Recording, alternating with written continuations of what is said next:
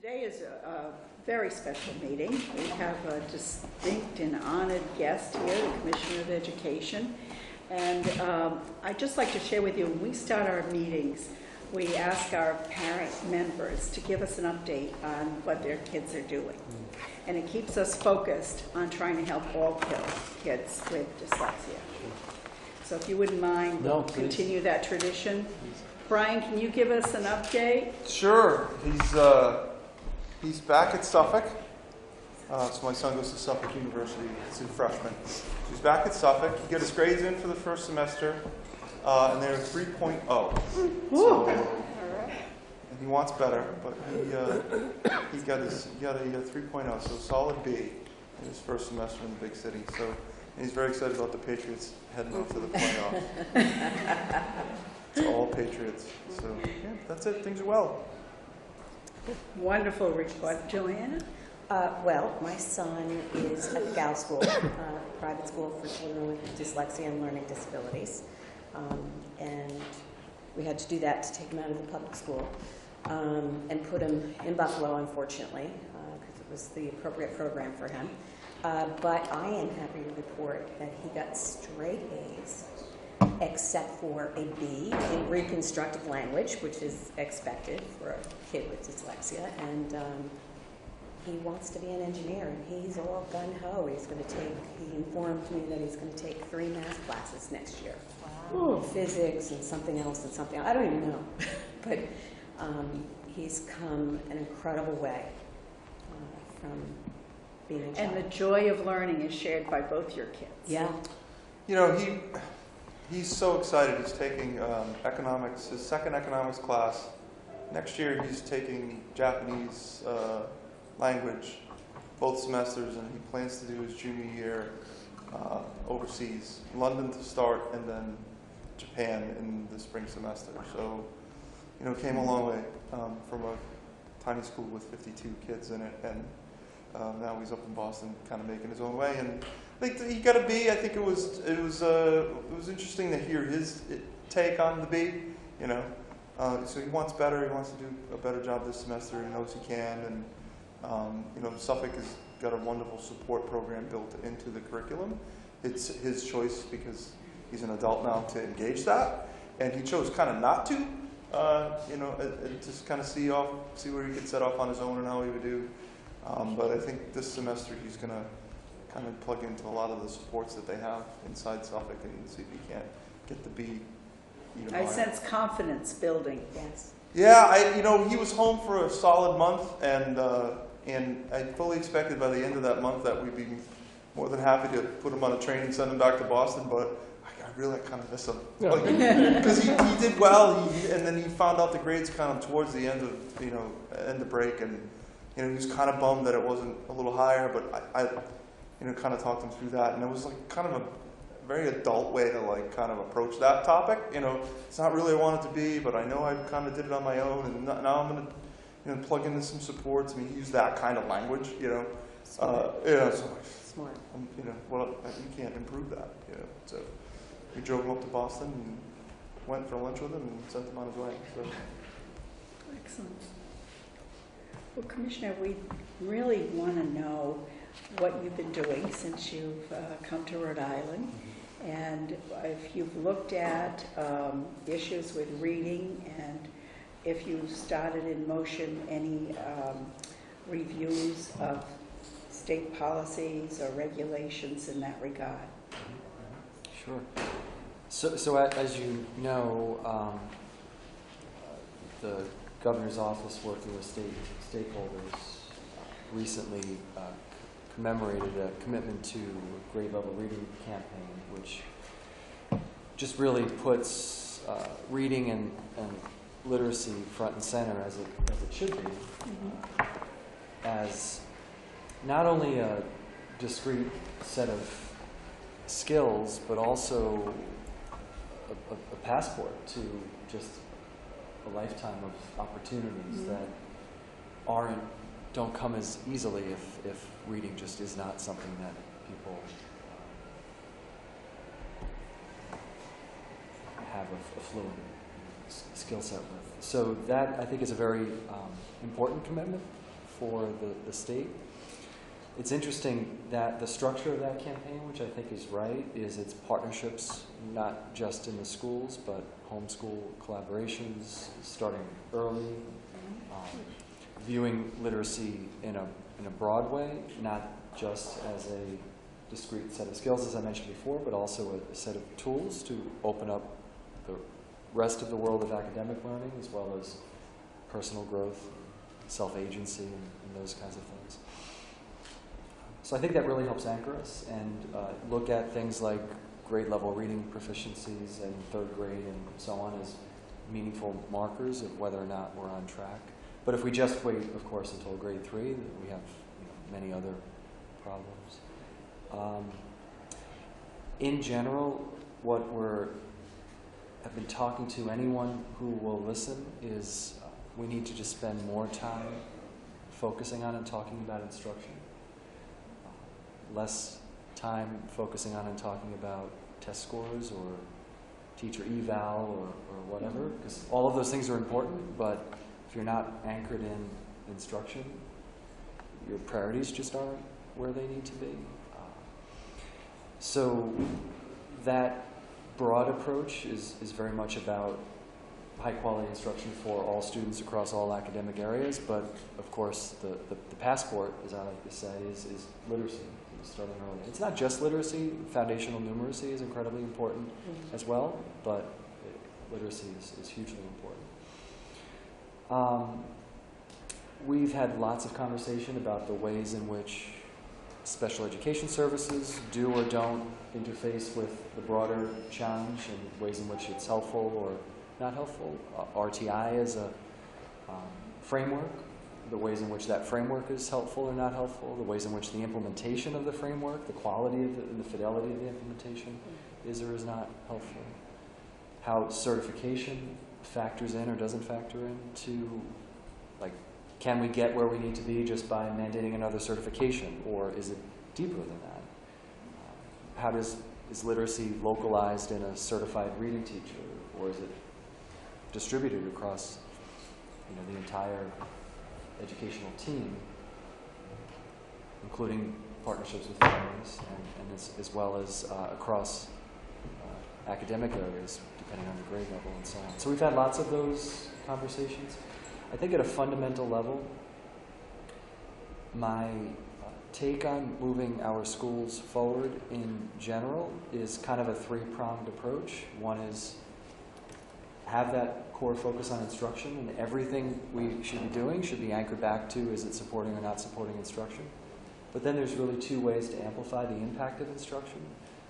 One is just the way in which we do schooling that either engages or doesn't engage students and either prevents or presents meaningful learning experiences for kids, as well as what we're going to be talking about, kind of an empowerment of the people who are closest to where the services are being provided, which is really the school community as well as the families.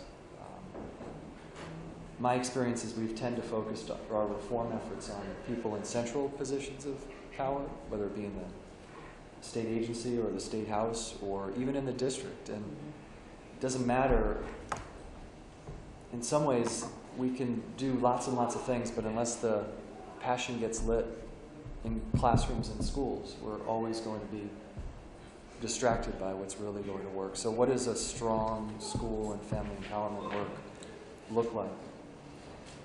Now that needs to be tempered by, all of those are kind of general approaches to help incredibly important but general situations, but there's a technology around struggling readers. There's a technology, there's certain things that we know work around phonemic awareness, phonics, decoding, fluency, whatever it might be, and that needs to be part of the conversation also. And I come from a background, I started as a school psychologist, so I'm aware of school-based programs that are anchored in Orton Gilliam and Wilson Learning and Wilson Reading and those kinds of things. So I see where those types of approaches have their place as well, separate from certification, separate from how our governance structure is set up, separate from any kind of reimagining how we're doing schooling. Like there's just some proven methods that can turn around the lives of kids if we just focus on it.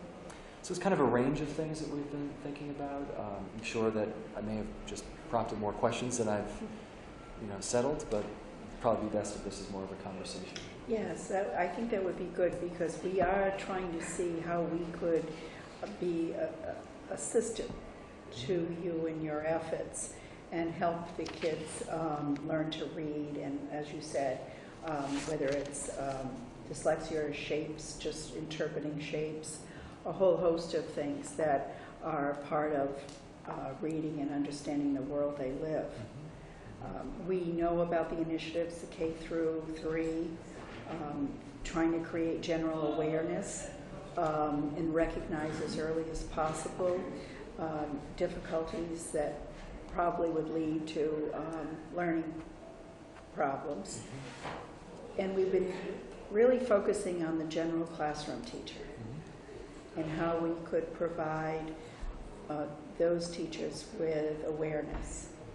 And we've asked, through the suggestions of David Cienko, the WOIC expert, Dr. Sarah Monaco, to come and discuss about research-based interventions and how we could perhaps develop a pilot project that we, like a beta test, to try some ideas and concepts and see what works, and then work to educate other teachers, other systems. I knew you were familiar, and I just couldn't place it. Well, David gave us, and we won't let her out of our sight, We've been trying to schedule a follow-up forever, and my schedule has just been crazy. But I knew that I knew. And our own members, we have experts here on the commission, but we were really thinking of trying to do a pilot project with your help, and we could maybe scope out what we could do. Sure. And the only thing I would just caution is this stuff is really complicated, and changing school cultures is, in my opinion, so important to all of the work that we're doing, but it is much more complicated than a new rule or a new requirement or a new mandate. Like, we're not really going to be able to take on literacy in general and struggling readers in particular until there's just such an expectation that every student in a school is just going to love reading and be good at it and be able to solve the problems that they want with literacy as a tool and so on. And then there's just this desire to find the students who are struggling, whatever way they're struggling, to find them, to help them, support them, and give them whatever differentiated set of supports are needed for a particular student. And that is a persistence and a passion that is just really hard to create with a rule. So that's why in my approach into Rhode Island education, I'm really trying to create a conversation around an educational leadership culture in our schools that would be broad, but would also be so attuned to where students are struggling and just wouldn't want any student to struggle, and would go that extra mile to address it, whether it be that they just say, hey, we know how to do this and we just need to help these 5 students who are struggling, or they find the students who are struggling and they realize they don't have the tools to solve it, and then they go out and find out how to get the tools and so on. So that's just where I would caution us as a bunch of thought partners, that the tendency sometimes is just to do something, and sometimes the something that we finally get over the finish line to do doesn't get at the underlying culture of educators and culture of partnership to really accomplish what we're trying to accomplish. So I just want to put that context out there. It may not be as crisp and clean as sometimes we want, because we know kids need help and we want to just help them. But I really think we need to think about the immediate child, but also the long-term system and supports that we're looking to create. I don't know if that resonates with you, Sarah, in your experience in schools. But for sure. I mean, and we've spoken about this here too. Even that locus of control and getting teachers to fully understand that they can do something for students. A lot of times they feel as if, well, I can't help them. This is a problem with family or poverty or, you fill in the blank with something else, and just getting them to understand there are a lot of research-based approaches that we have and we can implement to bring everyone up, but it does require a tremendous culture change, which does take years. I mean, I've been trying to implement RTI in Warwick now. This is my 4th year, and we're just getting to the point in the elementary level where I'm starting to feel more confident, but it takes a lot of time, persistence. Yeah, and I certainly understand that in the meantime, if your child is struggling, unfortunately you had to pull your child and find a place in Buffalo and so on, and we need to help you do that, but we need to have a strategy for how people like you won't have to do that eventually. So it's both the short term, let's help the people who need help, but also the long term strategy for how we can just have groups of people who know how to identify gaps and are totally committed to resolving the gaps when they're identified. I think that's the most important thing, and what concerns me the most is not my son or Brian's son. They're in good places, and Carrie teaches at Middlebridge School, which focuses on dyslexia, but it's the children who are sitting in the seats right now, and that is my main concern, is that these children are being left behind. And so, while I can appreciate the culture, I think we need the state support, and the support of Chair Naughton has brought this passion together, and she's brought this attention to the state. I personally don't want any child to sit in a seat and lose their confidence, lose their self-esteem, think they're a failure, think they're stupid. All the things that we've heard from children who have come and testified before the legislative committees. So I am focused on the right now. I understand the culture, but I do believe that the partnership with RIDE and yourself is crucial to letting those administrators know and those teachers know that there are things we can do. There's 40 years of research, and so. And we discussed professional development modules that could be available for self-education on the internet for the teachers, just to become familiar with some of the signs, symptoms, if you will, and also resources that they might try, or particular people at the department or in their own system that could perhaps help them. And if not, organizing continuing professional development to bring those in. Those are the gaps, maybe, that we're not offering, that resource that we could do. But people have to ask, say, what we have now isn't really solving the problem and addressing this condition that I see in the classroom. And we're able to do that because we organize the continuing education professional courses for the teachers. Yeah, providing tools to people to better provide services. It's similar to what, if you will, I say it a lot here, the medical profession. They have continuing education requirements. Some of them they offer online. Others you have to physically be present to do. And the society, or whoever is offering these, is constantly looking for goals. It might be a national goal of recognizing sepsis early so that the mortality rate and morbidity rates go down. We need some goals like this. So I think you're right. And so this is a kind of a classic situation of the what and the how. I think the what is goals, what general evidence of literacy success should look like, and then I would assume that you'd want to go somewhat farther by thinking about how to get more differentiated information, because just general proficiency rates aren't necessarily going to capture the why. A student could score proficient and still have an underlying reading challenge that's going to hold them back from doing even more. So that's where you get into the what. What should the goal be? The how, and I think government can be very good at establishing goals, and the what and the challenge. That's why things like a grade level reading campaign are really powerful. The how is where you get into a lot of mixed results, and government is notoriously not good at telling people, all with their individual wills, all in different communities, all with their own motivations, how to achieve a goal, because people just tend to find ways to do what they want to do or whatever. And then you typically get into an escalating, you could get into an escalating set of coercion where we told you to do it this way and people found a way out, and then you up the coercion through penalties or whatever. And it gets really bad really fast. And I think we've all seen flavors of it in the last 5 years with the way ed reform has worked.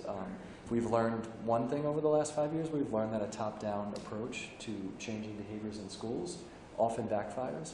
People tend to like that general position, we should stop being top-down, unless it's their idea that they want, because everybody's just driven by the perfect motivations. So it's very frustrating to think about the how in a less than directive way. Believe me, I'm... Can our advances in technology help us to do what we've done in medicine, personalize medicine?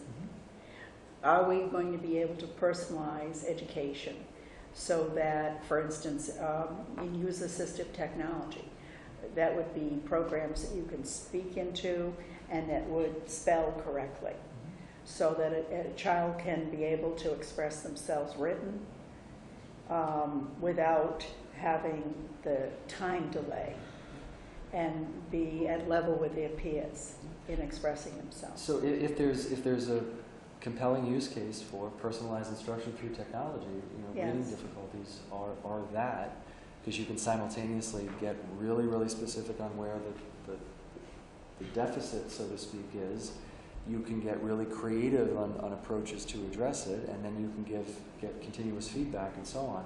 But you have lots of issues with, there's just basic issues of who's got the technology, then there's which program, and then you get into all sorts of debates about that, and then whether or not people just turn kids loose in front of a computer, or they're really engaged within the context. If the computer's assisting them, not doing things. Right, because an algorithm can't replace the relationship. That's right.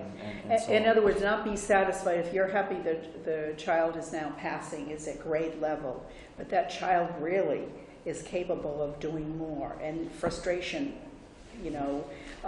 happens because the child really wants to do more, but their disability, their dyslexia is holding them back. And this technology might allow them to participate in their world, in their community, in their activities at the rate that they are really capable. If I were to recommend one thing that I thought could really help move this forward, is create an urgency around this. Create a campaign, literally a campaign methodology. And if we maybe focus with the others on the K through 3, we can be consistent. So I would say things that are approached in a campaign, and the health sector is much better than the education sector. Yes, they do that. At creating a campaign, yes, coming up with certain language, staying on message, and so on. So I think, I don't know a ton about them, but from what I know, the grade level reading campaign is as good a partner as you're going to find. What I really like about it is it also focuses on parent and family partnerships in the early years, because in some ways, kindergarten is just too late. Early childhood is the place, either to build that foundation of vocabulary and words and so on, so at least the parent becomes more aware that there's a problem, has conversations with the pediatrician and the doctors, the screening and so on. We can work with the health department, but really create a campaign around it. And then built into this campaign is a goal, it's grade 3 proficiency. And then let's just get all the adults focused on the same set of tools. And then if you create that urgency, then that'll give more compelling support for people like you and your schools that are just trying to create momentum. And then then people will start demanding the PD. Well, there's this campaign going on, you better teach me. Let's learn more about, differentiated instruction or Wilson or whatever it might be. And then when people are asking for PD, it sticks more. One of the hardest things about PD is not just that it happens, but that it gets translated into action in the instructional behaviors of the classroom afterward. But if there's a demand, it's much more likely to happen there. Now, it's not as satisfying as thou shalt have a reading certification of everyone hired from 2015 on, or that we have to provide mandatory training in Wilson for everyone in the next 2 years. It won't be as satisfying as that, but to me it's a much more cohesive, more tried and true type of approach. Because I can give you lots of examples of how a mandate around certification just doesn't have the results that people had hoped. Even if you look at something that's as clear-cut as AED training, the CPR, even if something as clear-cut as that, you still have issues with, because you can think how much more clear-cut can it be? Someone had a heart attack, everybody knows what a heart attack looks like. You apply the machine, everybody can learn how to do that, but there's always problems with fidelity. Sure, they don't do it enough after the lesson that they learned. Or they don't pay attention, or people Right, freeze, they miss or the the machine was supposed to be there, or it wasn't there. Like there's always issues with fidelity, even when it's That's as right. clear-cut as you can get. And reading instruction is messy, it's not clear-cut. So, I think that, creating the Dyslexia Awareness, that campaign is extremely important, because we've had teachers, and Sarah, teachers want to know about this. They have requested information about dyslexia. That's why we thought about it like a help desk, some resource that teachers wouldn't feel isolated in their classrooms, that there would be some help desk that they could describe the situation and there would be some kind of referral system. yeah. And you have such an opportunity because you have a governor right now who not only has a lot of energy, but she has a child with dyslexia, and she talks about it in public events. You can't ask for a better constellation to create urgency around it than a very active governor who's actively talking about her child's reading difficulties. I mean, if we can't convince her to get on board, then we have bigger. And our Economic Development Secretary, Stephen Pryor, was the former Commissioner of Education in Connecticut, and they just passed some very strong legislation last session. So I think the conditions are right, that if we're thoughtful, and most importantly, we were talking about sheep before. Yes. You're about relationships, like getting relationships. partnerships. I know my sheep. We won't go there. They know me. They've been studying me. But building those partnerships to really build some momentum. Yes, I want this to be, this has to be long-term relationship. It isn't the gimmick of the year. This is something that's lasting. And, in science we're well aware that each generation, and it's not like, 30-year-olds to newborns. 3 years is a generation difference in school.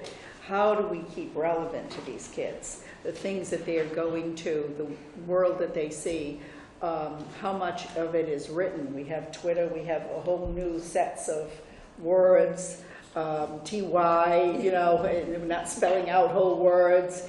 How do we keep relevant and reach these little ones in preschool so that we can see if they need assistance and work? And then to bring in, we haven't talked about the arts, the role that the arts can play in helping us. And to me that brings in some more joy with music, rhyming. You can do a lot with that, and dance. And I think that it would really, once you get the whole body working together, I think great things will happen. It's in a synergy, and the energy, focus of that body helps make you healthy and receptive too to things. I think that's a great point, and that's really something. If you can get interdisciplinary around this, that's a way that is inherently compelling to teachers. We want it to be joyful. It isn't a struggle. It's well, it will be a life, but it can be things that can be done. Even what is that, spoonful of sugar? That theme works. That you can make something that you have to do enjoyable and fun. If you give them the right instruction, I think, like Carrie There's a Well, I was technology, gonna there's best practices, absolutely. And we need our teachers. We need our teachers to be passionate and And they are. engaged. And it's, yeah, it's very Yes. exciting to hear about this. I think that this is a great way to sort of pair with this initiative, but I'm just wondering, you know, is there a way for dyslexia to fit into this initiative and the you know, the first wave of information that goes out? Because I think it's really exciting to think about teachers actually wanting to teach their kids, you know, and getting excited about, oh, let me find the struggling reader. But it scares me a little bit because they don't have the tools to actually see, they don't know what to look for in their dyslexic students versus, you know, a student that might have, you know, be struggling for another reason. So instead of waiting for them to seek out that professional development, is there a way for just some basic information on how they could screen for dyslexia so that they're not sitting there saying, oh, you know what, honey, you're really smart. I have 2 incredibly bright students that I brought with me today that are very, very smart people, but they have dyslexia, dysgraphia, and you know, if they hear, oh, you're so smart, just try harder and you're going to get this, you know, that's something I always bring up because a lot of my students have nightmares about try harder, you know, and it's really important for teachers to understand what to look for specifically for dyslexia, and also, you know, what they should and should not have students do in the classroom that are dyslexic, you know, and just those basic points of what to tell teachers. So here's an example. I'm just going to think out of the box, and it always makes my team nervous when I do this, so Dave may throw something. No, go.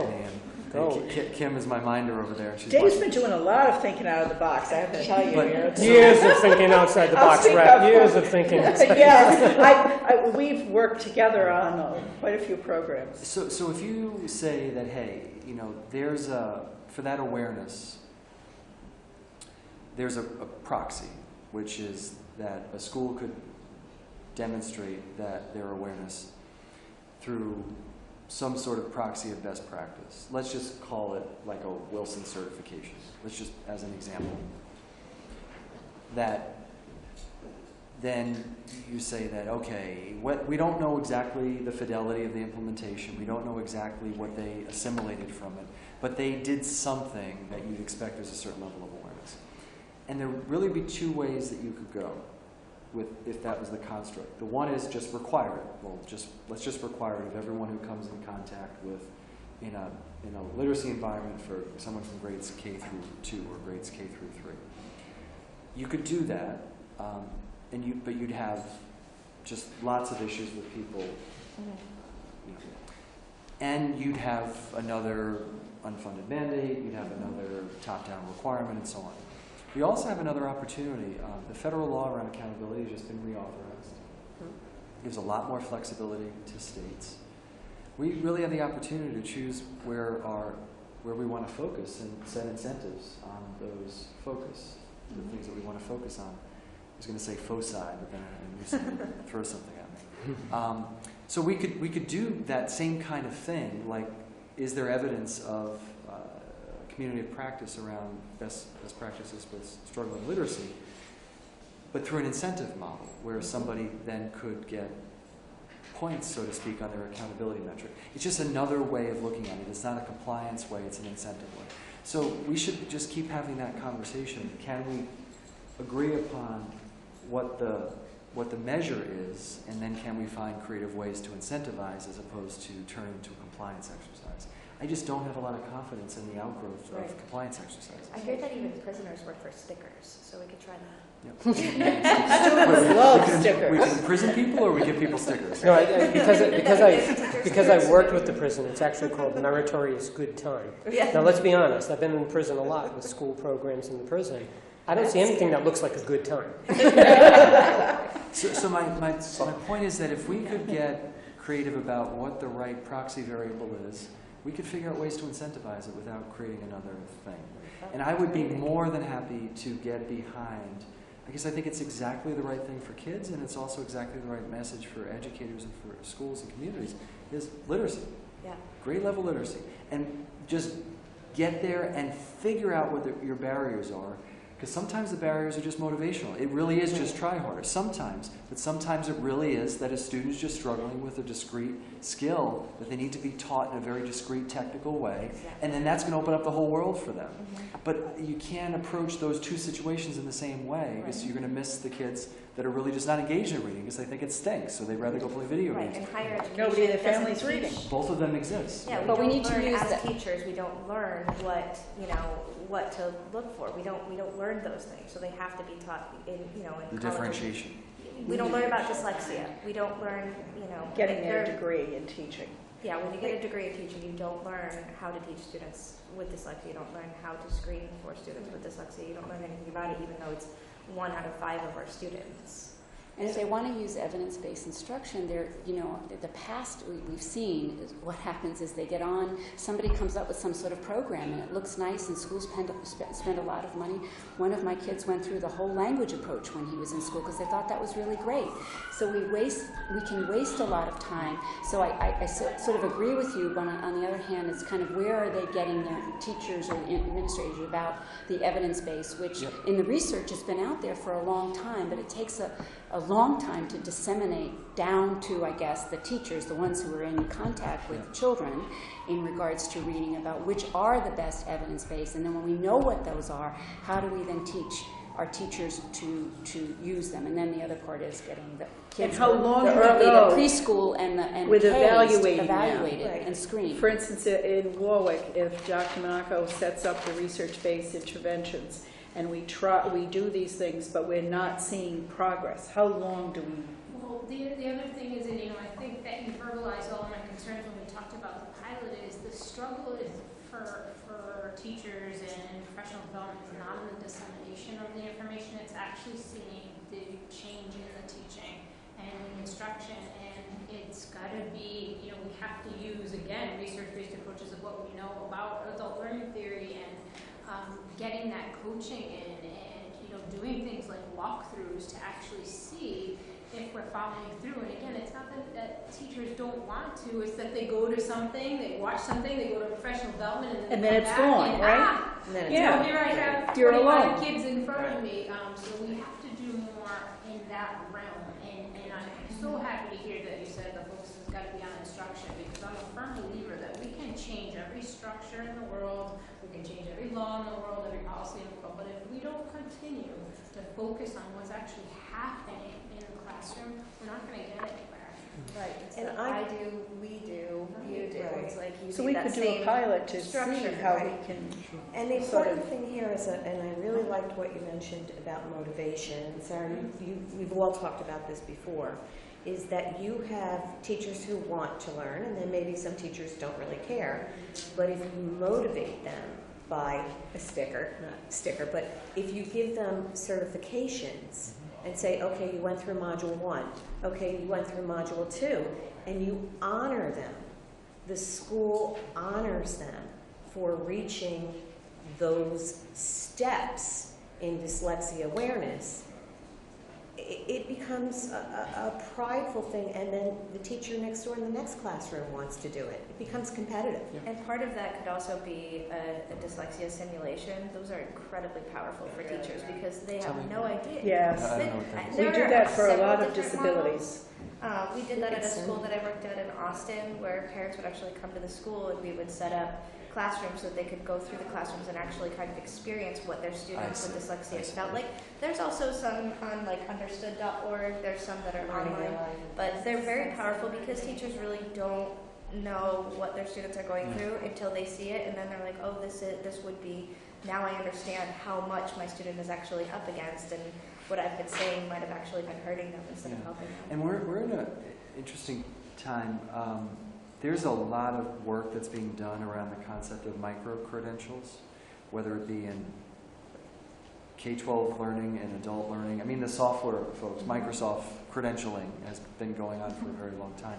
But this idea that a teacher earns a certificate in a very discrete skill set that's taught in a very hands-on way. There's been a lot of work done there, and a lot of that work is being done through self-directed learning, through personalized instructions for adults. So I think that there's some space, and the question is, if that is the right proxy for a reasonable approach, is the right strategy to require it or to incentivize it. I would suggest the right strategy is to incentivize it, because then you can have immediate progress while developing that underlying culture, which is going to make it sustain and actually happen. So it's like the hybrid of the two. You got to do something now, but you have to do something for the future. Again, getting to the medical model, we have our, let's say, interns or doctors that are by the bedside, but there's always a more experienced doctor around for when there's issues. And I think that's what I sense from Dr. Monaco, that this helps the teacher. If they go, they do that micro, and they want to help the kid. If that local district has the coach, somebody to come by that keeps the fidelity, keeps the motivation strong, I think that's probably the missing component of a lot of what we have tried in the past. Part of it, and this is going to be, I don't know how you'll all take this.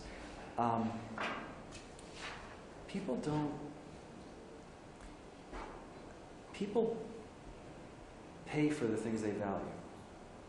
And it's just part of our culture and education that nobody pays for their own professional development. Schools do it or don't do it, and then people complain because it's done or not done. And so I'm trying to just think about when because we're trying to get philanthropic dollars to do some stuff, particularly around leadership training, because we've spent no time thinking about the principal. Yeah. And the principal is actually the person who's either going to help create or not help create this culture of this kind of stuff. And we've spent, and this is across the country, it's not just in Rhode Island, we spent so much time focusing on ranking and sorting teachers, and very little time about actually supporting principals and teacher leadership teams to create these kinds of cultures. But when we're thinking about these kinds of PD opportunities, one of the things I keep suggesting is that the person pay for a part of it. Now, districts and states should subsidize what they can to set the right incentives and messages and so on. But I really think that people don't own their learning until there's skin in the game, so to speak. And I just want to put that out there, that if we just do this for people, I don't know that we're necessarily going to get the kind of buy-in. That if people ask for it, and one of the ways that people really want it is if they're willing to pay for it. So I just want to put that out there as we're thinking this through, and my strong suggestion would be that we find a way, and to me it's part of this micro-credential piece. Like, people want certificates. They want to be able to demonstrate increased competency. They want it to be tied to something rational and meaningful. So one of the things we're thinking about is pathways for teachers that can culminate in a principal certification, but can be integrated in the ongoing PD of the school as you go along the way. Now, teachers right now pay for their principal certification. If they want to get that, they pay for it. They pay thousands of dollars for it. But they don't pay for their own building-based PD, and those two don't talk to each other. The things that they're doing in their building-based PD probably are not related to their longer career progression to become a building administrator. So can we think about ways to have creative partnerships between leadership and teacher prep providers and our certification requirements and things that people are going to pay for anyway? Can we find a way to stitch those things together?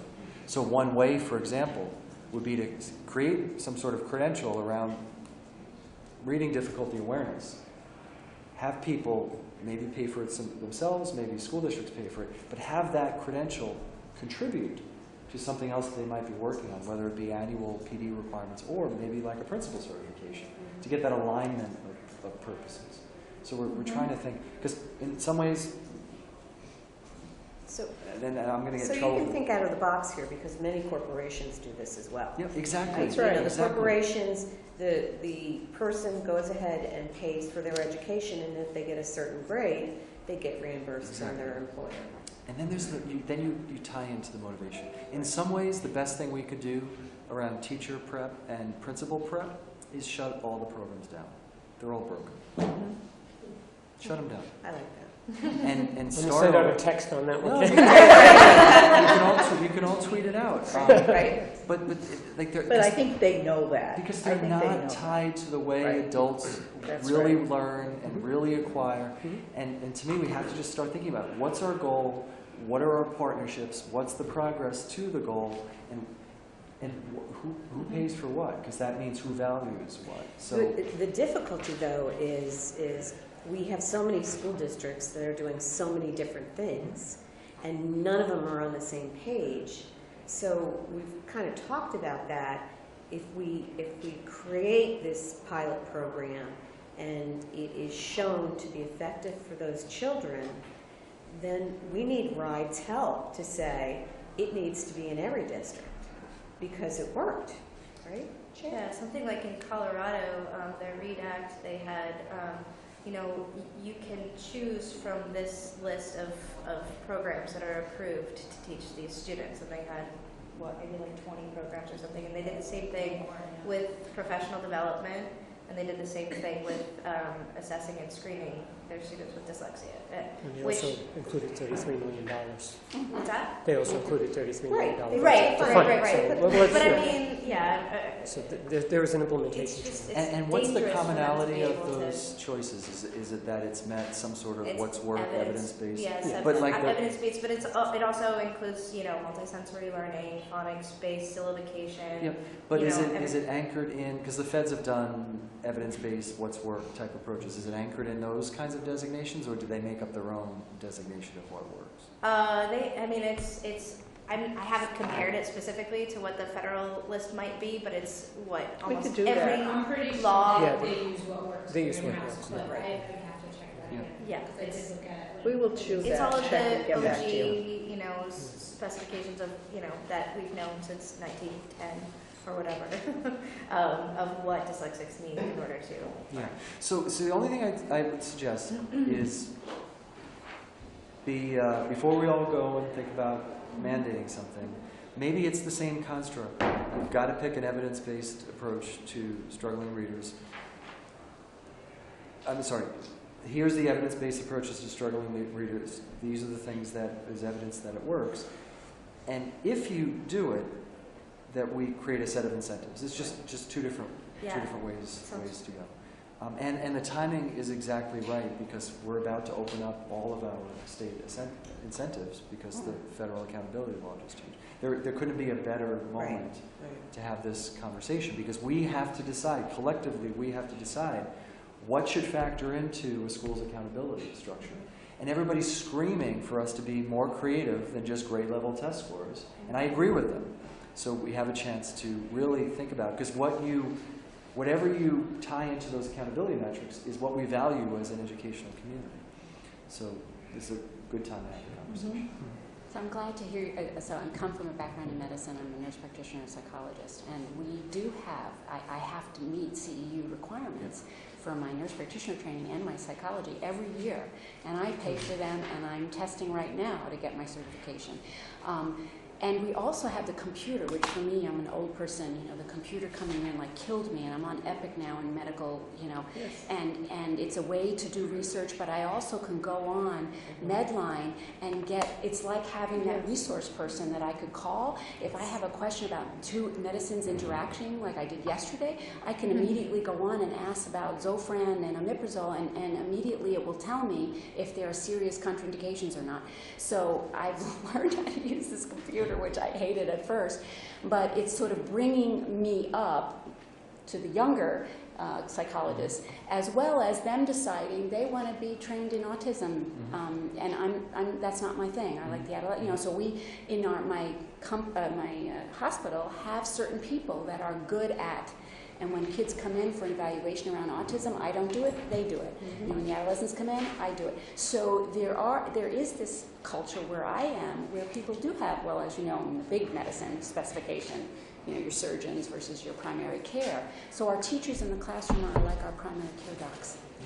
But they send kids to us in the neurodevelopmental center who have questions around language disability, intellectual disability, reading problems, do they have attentional problems, emotional problems. We become, and we want to work in conjunction with them. This is where I felt this need over my years, 35 years of working with schools, is that it's a disconnect. We don't have the relationships that I would like to see us as an outside sort of professional. I get told by parents that they don't want to hear what you have to say. We don't have to do what they say, meaning the professional outside neuropsychologist that does an evaluation. You put too many recommendations in and we can't afford it. Or, you know, you want things in the IEP that they won't add in. Particularly, you know, for a lot of them it's around the dyslexia kids, the reading, the fidelity of the reading program, rather than this whole word approach, that the child is still struggling or using some technology. I had an 11th grader last year who they threw in some technology. He was sitting by himself. The lawyer for the school met with us 5 times. We had a lawyer from, I'm spacing out on the, helping out, a lawyer helping out the family. Yeah, and they sent, we had to go through 5 meetings. Now, to me, that is inefficient, a waste of time, a waste of energy, to fight against providing this 11th grader who was reading at 1st grade level. And yet they bought some program on a computer that he did for 5 weeks in the summer, and he still did not meet. He still graduated with a 1st grade reading level. So I come in, how do we have this community of working together? So and the I love your process. ideas. So the CSE process is it's extremely well intentioned, but it again is just an example. And I used to chair CSE committee meetings and subcommittee meetings in my role as a school psychologist. And what typically happens is you're sitting there as the chair, and you know you have finite resources. So you go into triage mode, you go into screening mode, which is, who am I going to help today? I can only help one person. I'm exaggerating, of course. And you start thinking about when someone shows up with an advocate and really knows what they want or what they need, you think, my God, I can't do that for everyone. So then they fight it and say, I can't do that. And it produces such an impossible situation, because then you're in this horrible spot of trying to say no for things that you know may work. Now, that is in the context of bad instruction. If there's bad instruction, then you don't know whether kids got the foundational support and instruction they should have gotten. And then everybody can benefit. I mean, you can't find a student who can't benefit from these kinds of world-class evidence-based literacy approaches. But the vast majority of them wouldn't need it if we had high-quality instruction. So that's where it really has to go together. You can take the science of instruction in dyslexia. You can take the best advocates. But if you're still building upon a less than fully developed approach to comprehensive literacy within the rest of the school, you're going to be fighting a deluge of people who just need better instruction. And you can never get to the kids who really need something more scientific. And that's why I think the broader culture needs to be on improving instruction, so then the students who truly have a discrete reading disability, they can truly get the targeted interventions that they need. And the students who just need better teaching in a more average type sense, then they won't be competing for the truly specialized resources that some students need. That's why, again, it goes back to a whole culture. And I agree with that, but as a parent who's gone to over 20 IEP meetings, and I do that for other parents now, you get traumatized, and the thing is, a neuropsychologist hands you medical diagnoses that the child has a disability, and then you have the administrator saying that in their mind, and I completely understand that, there's finite resources, saying, who am I going to give this instruction to? But the bottom line is, they're discriminating against that child. But this is one of the reasons why RTI came in. It's a really important reason why RTI came in, because it's a different model. There's an abstract model of truth, which is you go out and you do, and I did psychoeducational diagnostic evaluations for years. There's this model that if you just go out and you do a comprehensive evaluation, whether or not they're going to show as a positive or not for a problem. And quite frankly, if you take general population, you go out and do these kinds of evaluations, you're going to get a lot of false positives. And that's with the best of intentions. You're just going to get a lot of false positives. And that's really the context where RTI came in. Rather than have this model of evaluation, you still do that, but you also do it in the context of progressive interventions and seeing if the response is good or not good.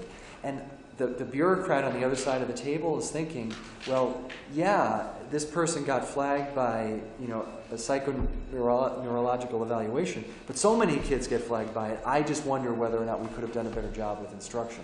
And until that battle is going on, better instruction versus truly the student who can only move forward if they get this level of service, we're still going to be kind of at cross purposes.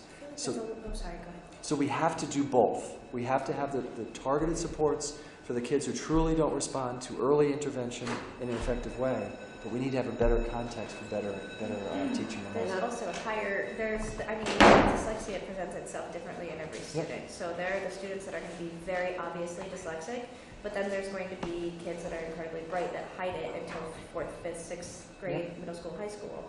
So sometimes when you're saying, okay, this kid really doesn't actually need it because they responded to this intervention, they actually are dyslexic. I mean, it's 1 in 5 students, so that's a huge percentage of kids that we are not, addressing right now, and likely not to address in the future unless you really do pay attention to the whole umbrella of dyslexia, not just the kids that most need it. Yep, and that's why if you truly want to support 20% of our kids, we have to do instruction differently. And we have to have fluid ways to reorganize instruction depending on the growth. And quite frankly, a psychodiagnostic evaluation, takes 10 hours? You might be waiting 6 months, to get the...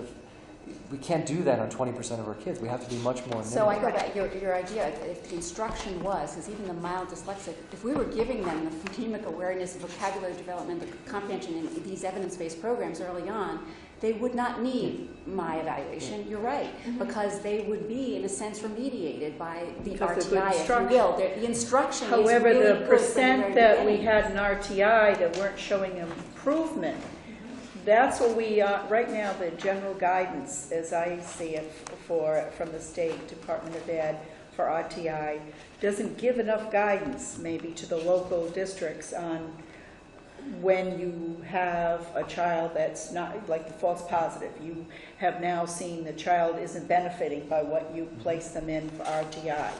What do they do next? What are the next sets? So each local LEA has to resolve that question. Yeah. And again, I'll just keep saying it, this is where effective cultures of leadership at the school level. That's right. People who are empowered through effective leadership, participatory shared leadership, one of the things that they do is they solve problems. They identify the problems and they solve them. Schools that are kind of buried in bureaucratic processes and rules and procedures, they don't solve problems. They sit back and say, we don't have the resources, we don't have the money, we don't have the time, we don't have the knowledge. So again, to me, it has to go both ways. Yes, there's discrete skills. Yes, we should figure out how to incentivize it. But if we don't build a culture of problem solvers in our school who are empowered to solve their problems, we're going to miss. We're going to help your child because you're going to know enough to push and so on. And your child, you're going to get them to college with all the supports. But you're not 20% of the parents. That's right. You're the exceptions. So we could help Dr. Monaco with her RTIs to do the coaching, help for those kids, to be the leader team. It leadership team. is the principals, I would agree completely, the leadership teams, that's where, over the past 4 years, that's where my focus has been developing the building level leadership and the leadership teams to make it happen. Because there's going to be 24 schools, I'm certainly not going to be able to be the police on my own, but... And if you think about it, this is a metric that I just want to keep talking about. We only have 300 principals. Right. We only have Yeah, I 300 know, that's principals. so doable, right? We only have 300. If I were back in New York, I'd be looking at 4,500 Oh, my. principals. Yeah. We only have 300 Overwhelming. principals. We have 15,000 teachers. There is absolutely no reason why we can't have 300 amazing principals. And I literally, with the RIDE team, we're literally going, forget about all this highly effective, developing, and ineffective. We're going to define amazing. We're literally going to go through the exercise of defining what an amazing principal is. and we're going to talk about it, and we could just build in dyslexia awareness as being part of an amazing principle. And if we just start talking about it, there's absolutely no reason why in 5 years we can't have 300 amazing principles. Well, And we'd anyone who love says to we- work with you And on anyone who that. says we can't Right. is just being defeatist, and I'll Right. believe until you believe. Right. We can do it. No, we're very optimistic here. And going back to the RTI, I think if you do have that dyslexia awareness certificate for teachers, they will be able to identify kids and say, hey, maybe this child has a problem, maybe I should put them in RTI. Because so many times children go without being in an RTI program because the teacher doesn't know enough. But the idea too is the general instruction for the little ones is going to do the phonics, do all of these Yeah, things. and that's where the campaign, So we have, the grade level reading campaign, That's right. I think is so important because there's the whole family component. And this conversation is missing so much if we don't talk about The the family. early childhood Right. and the experiences. And not family in like a blame the family kind of way, No. but family in the sense that that's where they're spending most of their time with. That's right. and Before they educate enter the That's family. right. Yeah. Most parents never think, oh, it could be dyslexia. That's the culture. And, And then then I they could learn do- about the symptoms, and they're like, oh yeah, definitely dyslexic too. And I think but my also uncle and my not just grandma. that this is what I am, but that I'm singing with my child, so I might as well sing in this way, or I'm doing these kinds of activities, I might as well do these kinds of activities in a way that can help. I have a group of teachers that's waiting for me, so and we are so appreciative of your time. It is Dr. Wagner's birthday today. Oh my God. So we wish you a very happy birthday, and thank you for celebrating. spending it with I'm us. following you. That was serendipity here to bring him a little bit of chocolate. I So can't think of a better way to spend my birthday. So I'll be with you folks. we really do appreciate this. It was wonderful to have this opportunity to have conversation with you about the direction that we're taking But our to be children. continued, right? Yes. Because I- Yes. What can we do I in could the just be all meantime talk, to right? support It's about What would you do? relationships. We intend to keep relationship with And strong. and also tomorrow, I'm meeting with the Senate Education Committee, and next week I'm meeting with the House Education And the Committee. chairman is Chairman McNamara. And one of the things that I hope we can talk about tomorrow is exactly what we can do to build that empowerment culture in school communities as well as with families as partners. I really think that it's a way that resonates with the public, resonates with teachers. I've been talking to teachers about this, and also families. And it's actually the thing. And it works. It's actually the It thing that's going to works. produce the kinds of changes Yes. that we want to, because instruction is grounded in culture. And we haven't spent enough time thinking about fostering the culture of excellence and continuous improvement. So a shameless plug, but No. I'm hoping to build some momentum around it. So. Thank you. It's Okay, been thank you very delightful much. to have this time with Thank you. you, Thank Commissioner. you. Thank you so very much.